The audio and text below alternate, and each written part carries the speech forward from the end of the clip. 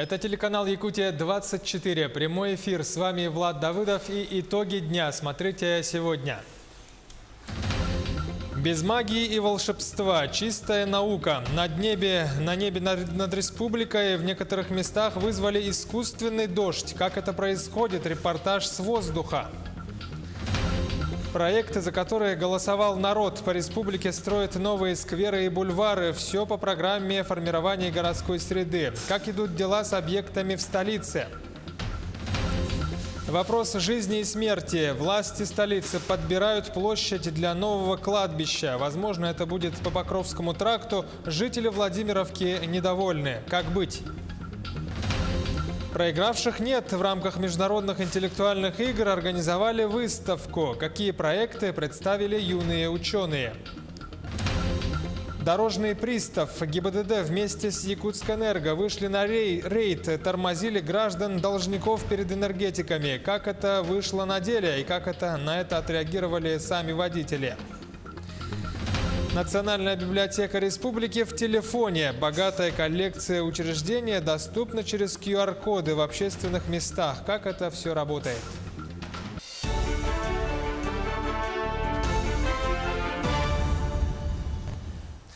По факту гибели работника шахты в Удачном Мирнинского района Следственный комитет возбудил уголовное дело. Напомню, что сегодня в результате несанкционированного взрыва на руднике погиб сотрудник. На момент происшествия в шахте находились 174 человека. Сообщают, что на работу самого рудника взрыв не повлиял, остановок не было. Газовая обстановка также в норме, вентиляционный режим стабильный. Возбуждено уголовное дело по признакам состава преступления, предусмотренного частью 2 статьи 217 Уголовного кодекса Российской Федерации. Нарушение правил безопасности на взрывоопасных объектах, повлекшее по неосторожности смерть человека по факту гибели работника Айхала Удачнинского специализированного шахтостроительного управления. Осуществлял работы по закладке взрывчатого вещества и детонаторов в подземном руднике. Во время производства работ произошла детонация заряда взрывчатого вещества, в результате чего взрывник скончался, получив травмы, несовместимые с жизнью. По уточненным данным, происшествие произошло на горизонте минус 657 метров. Возраст погибшего сотрудника 42 года. Резонансная тема повышения пенсионного возраста в центре внимания Общественной палаты России. Там прошло так называемое нулевое чтение правительственного законопроекта. Эксперты сформулировали рекомендации и вопросы, в том числе озвучили позицию общественных палат в российских регионах. Их направят в Госдуму и в Кабинет министров. Пакет предложений включает в себя 27 пунктов. Участники данной встречи нулевых чтений сказали о том, что сегодня закон в таком виде принят он не может. Вначале надо разработать все программы, показать в том, что это действительно это благосостояние людей в России будет повышаться, полностью будут защищены интересы этих людей старшего возраста, у которых повышается пенсионный возраст. Необходимо ввести страхование от безработицы, и только после этого, уже убедившись в том, что действительно у нас поднимается и благосостояние, и долгожительство, можно принимать данный закон. Необходимо постоянно повышать финансовую грамотность населения. К такому выводу пришли руководители Якутии Айсен Николаев и глава Центробанка Эльвира Набиуллина. Рабочая встреча прошла в столице страны. Обсудили и доступность финансовых услуг. Айсен Николаев отметил, что значительная часть территории нашей республики малодоступная и малонаселенная. При этом финансовые услуги предоставляются, к сожалению, в неполном объеме. Из-за этого страдает население. Поэтому принято решение подписать отдельное соглашение о повышении доступности финансовых услуг, в том числе с использованием цифровых технологий.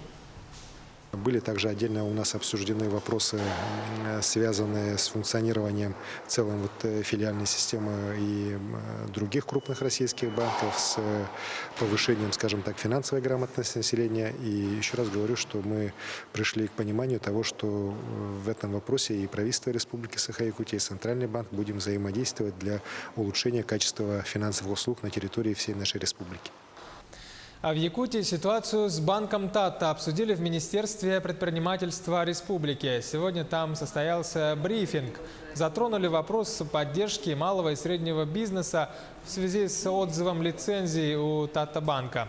Также обсудили тему создания нового центра «Мой бизнес». Его планируют открыть в столице к концу этого года.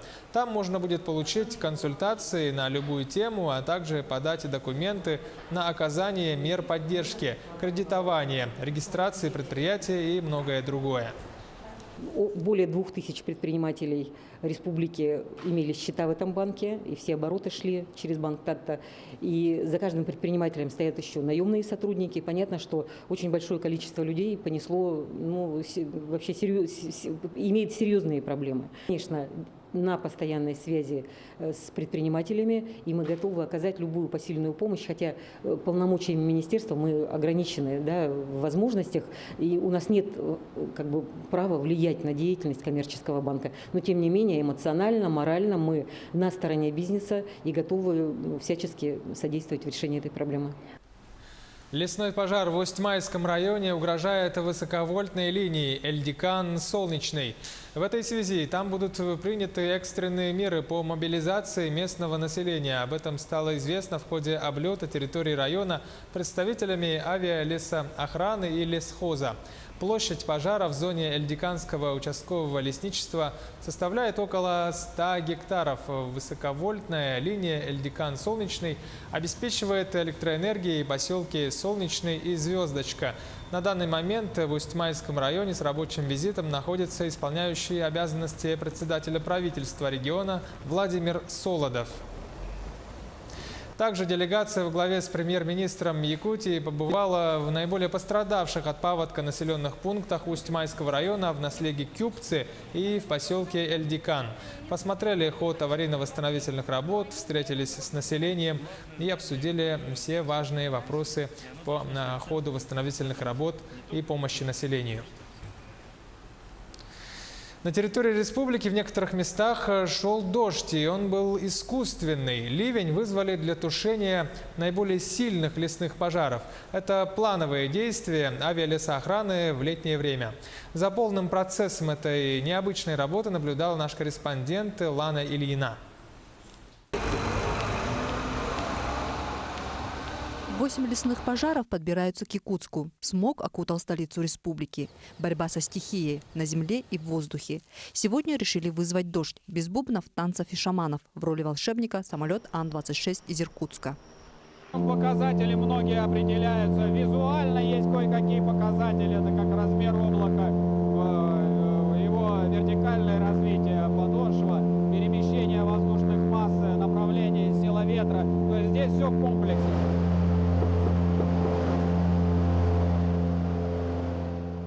Дождь вызывают выстрелами. По приборам и поглядывая в иллюминатор, работники авиалесоохраны определяют пригодность облаков. В эту облачность засеиваются йодистое серебро с помощью выстреливаем патроны в переохлажденную вершину облака. И с помощью всяких физических процессов выпадает дождь. Способ проверенный, используется с 60-х годов прошлого века.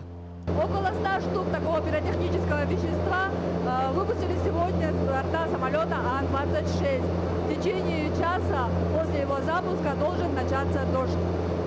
Город выдохнул. Жара сменилась на проливной дождь. Технология по вызову осадков работает. Однако борьба с лесными пожарами еще не закончилась. На подмогу региональной авиалесоохране прилетели 26 лесных пожарных из Читы. Лана Ильина, Павел Пахомов, Якутск. Что касается масштабов действия огненной стихии, то с начала пожароопасного сезона на удаленных и ненаселенных землях региона обнаружен 101 пожар на общей площади 245 тысяч гектаров. В этой связи временно прекращена выдача разрешений для нахождения на особо охраняемых природных территориях. Как сообщили в Минохраны природы, причиной стало объявление режима ЧС в лесах регионального характера. Также ведомство прогнозирует повышение класса пожарной опасности республики. Напомню, что на период действия режима ЧС посещение гражданами лесов и лесного массива, а также въезд на транспортных средствах строго запрещены. Автовладельцев столицы проверили на наличие задолженности перед энергетиками. Якутскэнерго совместно со службой судебных приставов и инспекторами ГИБДД провели акцию под названием «Дорожный пристав». Как тормозили неплательщиков и как сами автолюбители отнеслись к такому повороту. Репортаж Саргаланы Захаровой. От зоркого глаза дорожного пристава не уйдет ни один должник. Номер машины моментально пробивается через базу ГИБДД и судебных приставов. Если долг имеется, то сотрудники службы передают информацию об автомобиле инспектору ДПС, который находится чуть дальше поста. Данные водителя перепроверяют. Долг подтверждается, оплачивай или езжай с клеймом уведомлением. По выявленным долгам должники некоторые сразу оплачивают. У нас организована выездная касса энергосбыта, а также работает касса Федеральной службы судебных приставов. Некоторые идут сразу заключать соглашение о реструктуризации долга. Сейчас нет у меня денег. Значит, вам надо договор реструктуризации заключить. Это туда надо идти? Федора Попова, 21. Ага. Бывший магазин «Манчар». Да, я знаю где. 36 тысяч договорить. Да. Понял. Взяли и остановили. Никогда не останавливали, тут остановили первый раз. Будете оплачивать? Придется. Одни были в курсе накопившейся задолженности, для других это стало неприятным сюрпризом. Знали то, что есть производство? Нет, не знала. А как думаете, что вот это вот правильно, что они так останавливают? Нет, я считаю неправильно. А почему? Ну, потому что они должны как-то извещать людей. Лучше узнать о долге за рулем автомобиля, чем в аэропорту перед вылетом. В мае этого года невыездными из-за долгов стали 2 миллиона россиян. В списке злостные неплательщики по коммунальным услугам. Долг якутян только перед энергетиками – 3 миллиарда 7 миллионов рублей. Ежемесячно цифра увеличивается на 16 миллионов. А ведь эти деньги могли пойти на модернизацию и оснащение энергообъектов. Саргалана Захарова, Джилас Иннокентьев, Якутск. 83 объекта так называемых общественных пространств будут благоустроены по всей республике. Речь идет об улицах, скверах, бульварах и так далее. 11 из них находятся в Якутске. Это благодаря муниципальной программе формирования комфортной современной городской среды до 2022 года. Ход работ сегодня проверила группа во главе с министром ЖКХ региона. Итоги рейда подвел в репортаже наш корреспондент Дмитрий Тымыров. Сквер труженикам тыла готов наполовину. Новое место для прогулок в центре Якутска появится этой осенью. Здесь установят колоннады, клумбы, поставят скамейки. В этом году не будет лишь фонтана, который давно есть в проекте. По фонтану вопрос, все зависит от финансирования.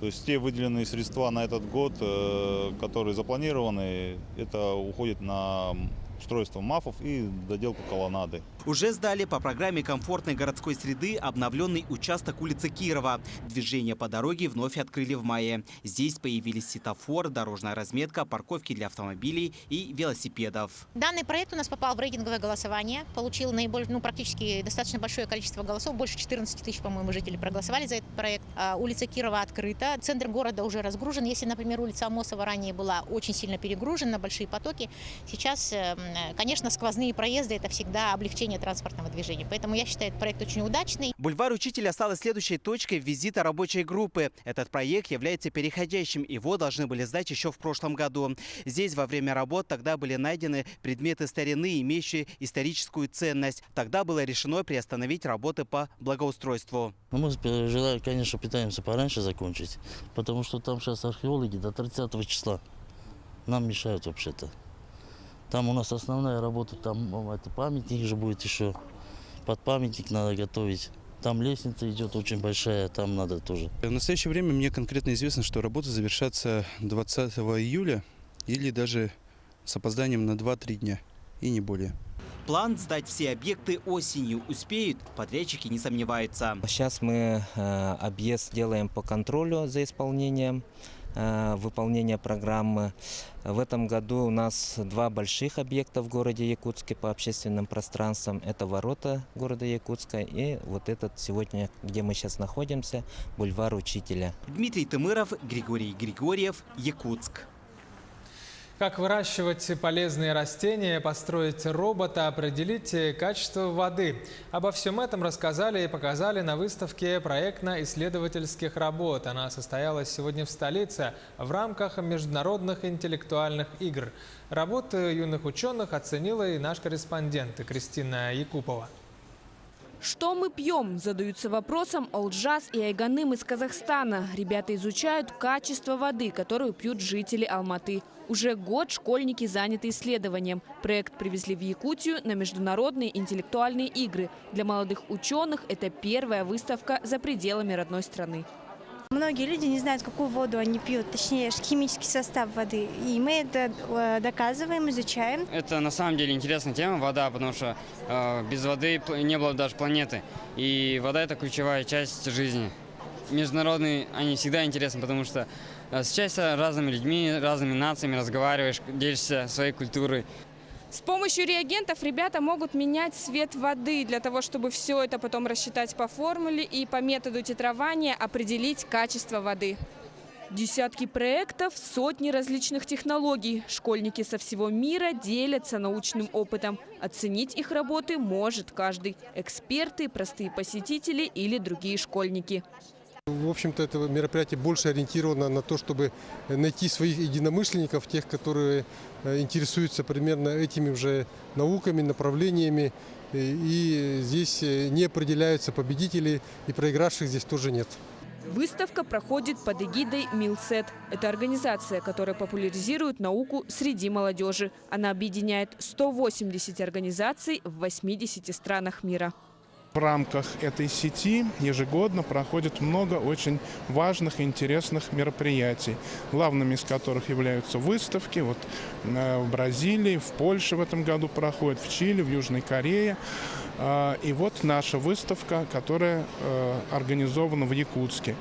Выставка научно-исследовательских работ – это не соревнование. Однако без награды участники не останутся. Каждый получит сертификат и, самое главное, опыт. Кристина Якупова, Георгий Григорьев, Якутск. Сейчас короткая 30 секунд реклама. Дальше смотрите во второй части итогов дня. Вопрос жизни и смерти. Власти столицы подбирают площади для нового кладбища. Возможно, это будет по Покровскому тракту. Жители Владимировки недовольны. Как быть?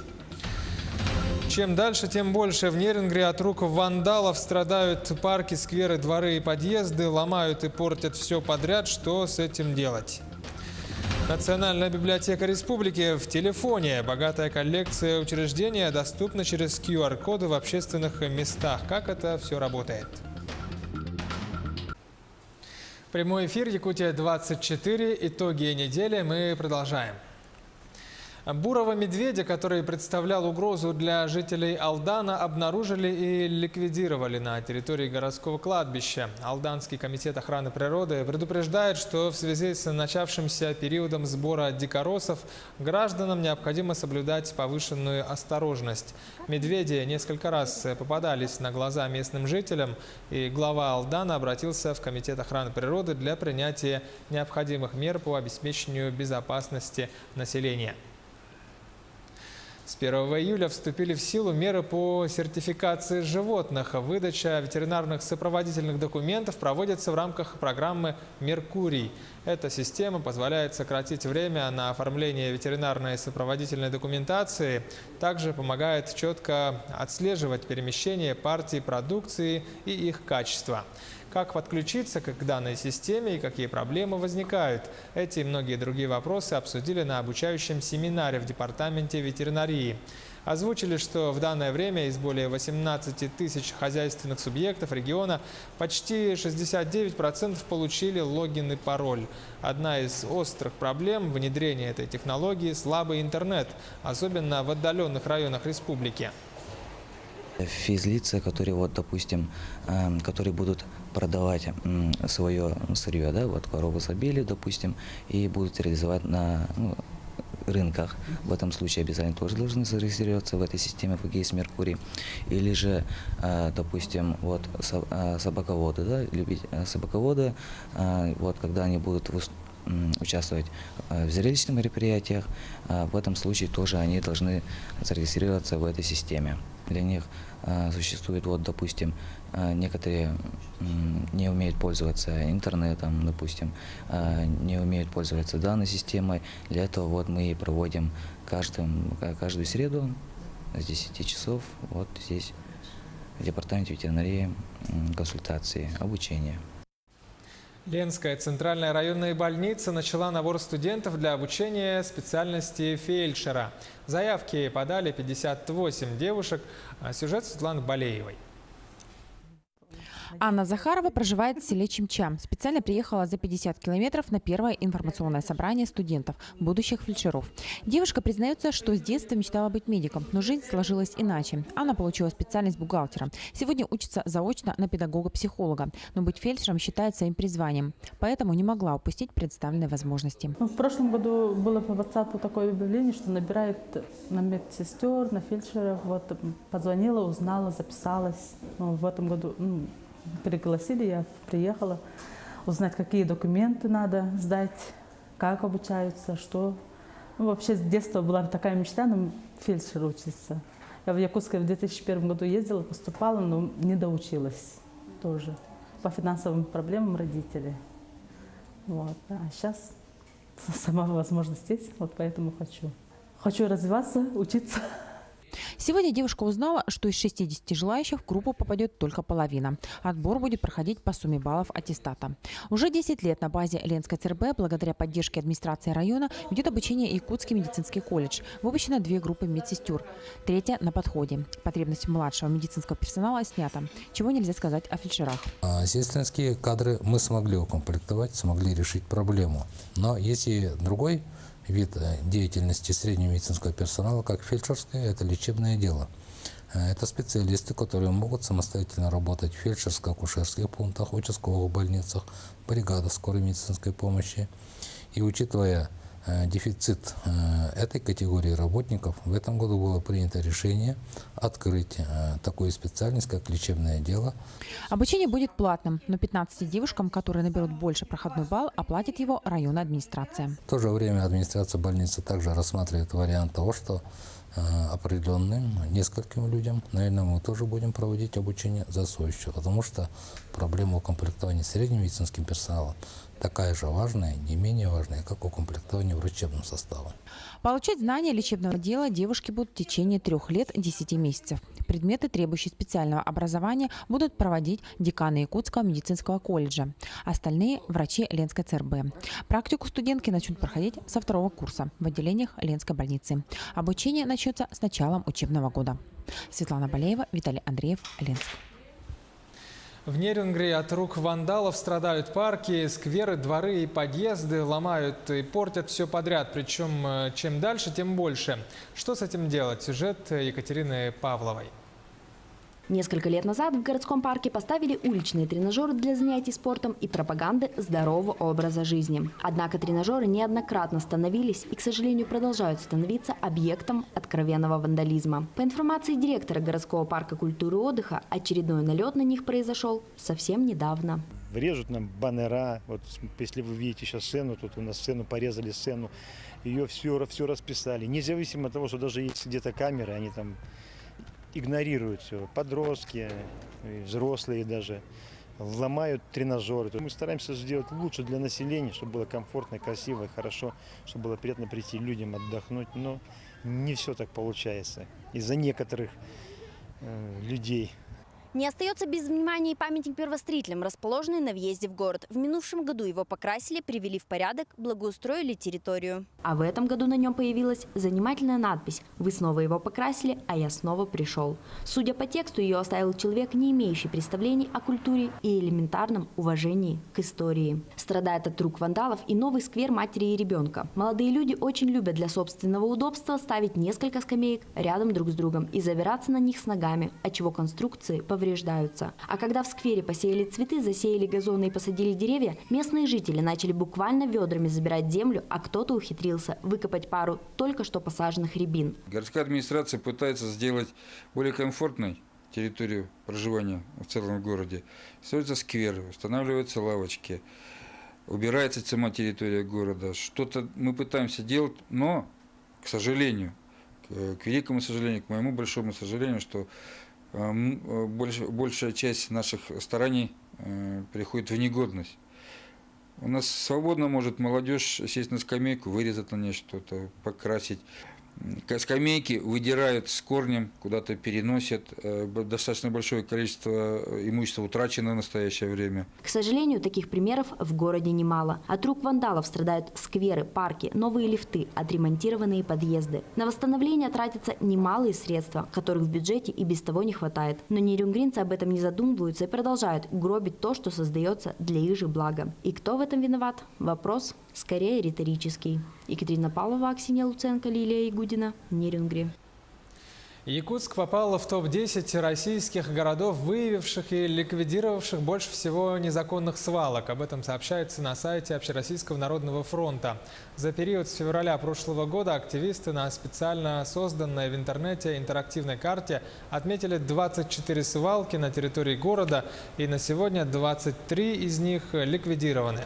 Проект «Генеральная уборка» дает возможность людям, готовым поучаствовать в уборке, внести свой вклад в улучшение экологической обстановки, став волонтерами.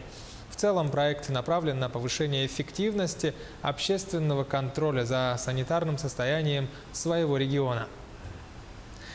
Проект строительства нового кладбища в Якутске вызвал недовольство жителей села Владимировка, так как разместить кладбище хотят недалеко от этого поселка, в районе 17-го километра Покровского тракта столицы. Как выбирают власти города площадь для будущего кладбища и какова в целом ситуация с этим вопросом на сегодня? В теме разбирался Юрий Осипов. Могильный вопрос для Якутска не новый. Старые погосты переполнились еще несколько лет назад, говорят власти города. Новое кладбище может появиться недалеко от села Владимировка. Место выбирали методом исключения. На сегодняшний день рассматривается вариант, ввиду отсутствия остальных направлений. У нас, вы сами понимаете, в северном направлении у нас в основном многодетные, а в южном направлении у нас получается, во-первых, пайщики, и в основном соты, практически земель нет.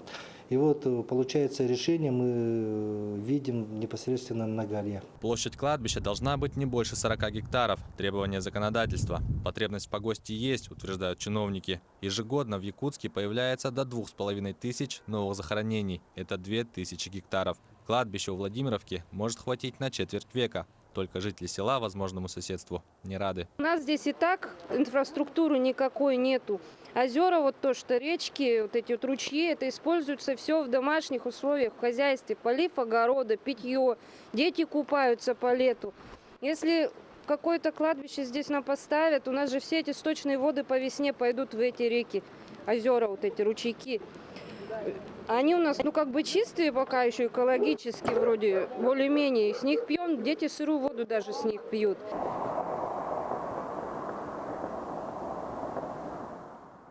Примерно здесь, на 17-м километре Покровского тракта, на горе и планируется постройка нового кладбища. От села Владимировка его отделяет несколько километров, но совсем рядом с ним находятся детский лагерь и высшая школа музыки. Однако этот план еще не утвержден. Окончательное решение власти Якутска примут только после встречи с жителями Владимировки. Правда, высока вероятность, что население ответит категорическим отказом. И не важно, что по проекту погоста даже не будет видно. Юрий Осипов, Артем Алексеев, Якутск. Национальная библиотека республики предлагает летнюю электронную коллекцию для чтения онлайн. Также доступны и другие коллекции особо ценных документов, художественных и популярных изданий из фонда библиотеки. Причем читать все это можно в общественных местах со своих гаджетов. Как это работает, объяснит Ниргуяна Егорова. Электронная библиотека дарит читателям возможность увеличить книжные запасы, узнать культуру и историю Якутии из достоверных источников. Сегодня уже оцифровано 13 тысяч документов. Коллекции пополняются ежедневно. Зайдя на наш сайт e.nlrs.ru, вы можете увидеть на главной странице, какие новые поступления и какие пополнения у нас есть. Там можно вести поиск по тематикам. У нас расположены там коллекции различные. Самое свежее – это Ценнялан книги. да, то есть для чтения на отдыхе, летняя наша коллекция. До этого мы еще коллекцию новую туда внесли, река Лена. Получить доступ к электронной библиотеке легко. Нужно зарегистрироваться на сайте. Почитать книги онлайн можно с помощью смартфона через QR-код. Распространять его будут в гостиницах, ресторанах и кафе. Национальная библиотека уже заключает контракты. Я вам покажу, как выглядит QR-код. То есть вот у нас выглядит QR-код, и с помощью своего гаджета и телефона он может навести свою камеру на QR-код, после чего у вас высветится ссылка, по которой можно удаленно зарегистрироваться. Вот у вас выходит сайт электронной библиотеки. Далее вы делаете регистрацию, вводите свою почту и пароль от вашей почты. Когда вы подтвердите свое письмо, вам присвоится номер читательского билета и пароль, после которого откроется доступ к вашему личному кабинету в электронной библиотеке. Есть два варианта регистрации – упрощенная и полная. Первую можно пройти самостоятельно. Она откроет доступ к 70% оцифрованных документов. Полная регистрация дает возможность удаленного использования подписных ресурсов, в том числе Лань, Литрес, Эпско, хотя этот список не окончательный. Электронная библиотека продолжит расширяться. Нюргуяна Егорова, Георгий Григорьев, Якутск. Таковы итоги дня. Смотрите телеканал «Якутия-24» каждый день и будьте в курсе. До встречи!